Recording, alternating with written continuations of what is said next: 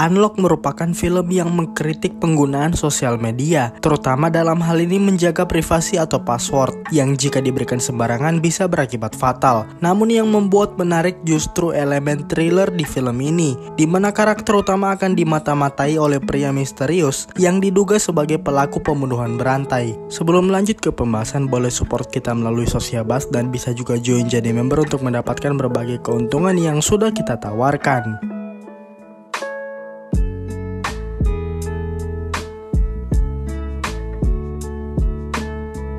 Setelah hidup Lee Nami dibuat berantakan sampai hancur, akhirnya ada suatu masa ketika polisi bertemu dengan Lee Nami yang membuat dirinya sadar kalau dia telah ditipu oleh pria yang dia kira bisa dipercaya. Ini membuat mereka hampir saja menangkap si pelaku. Sayangnya hal ini tidak bekerja akibat identitas sang pelaku yang membuat polisi tidak bisa mengenalinya. Hal ini akan kita bahas lebih lanjut. Lalu Lee Nami diberikan penyiksaan oleh sang pelaku, terutama dalam hal ini secara mental, akibat dari dia yang dipaksa melihat ayahnya sendiri disiksa. Ini terjadi sampai polisi datang dan menangkap sang pelaku. Yang mengejutkan adalah identitas pria itu yang mereka duga selama ini salah.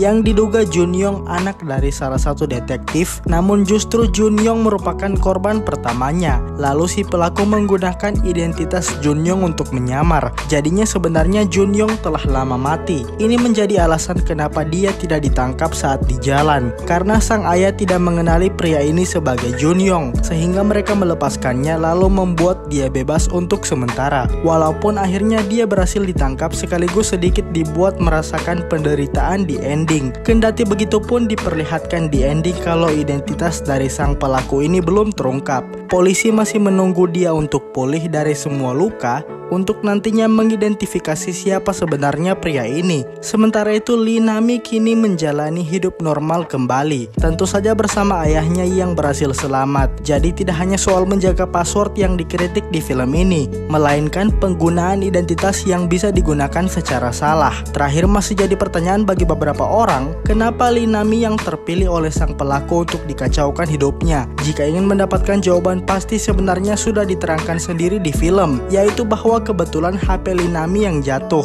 dan ditemukan oleh si pelaku. Jika saja itu HP orang lain, maka hidup Lee Nami akan baik-baik saja. Walaupun di sini semuanya masih akan normal. Jika saja Lee Nami tidak memberikan passwordnya sembarangan. Jangan lupakan dengan pesan film ini yang paling penting, apalagi kalau bukan mendengarkan kata-kata orang tua. Mengingat ayah Lee Nami sudah memperingatkan dia sejak awal. Meskipun jika Lee Nami menuruti kata-kata ayahnya, maka sang pelaku ini tidak akan bisa ditangkap oleh polisi. Sebab Lee Nami merupakan kunci penghubung bagi para detektif untuk menangkap sang pelaku.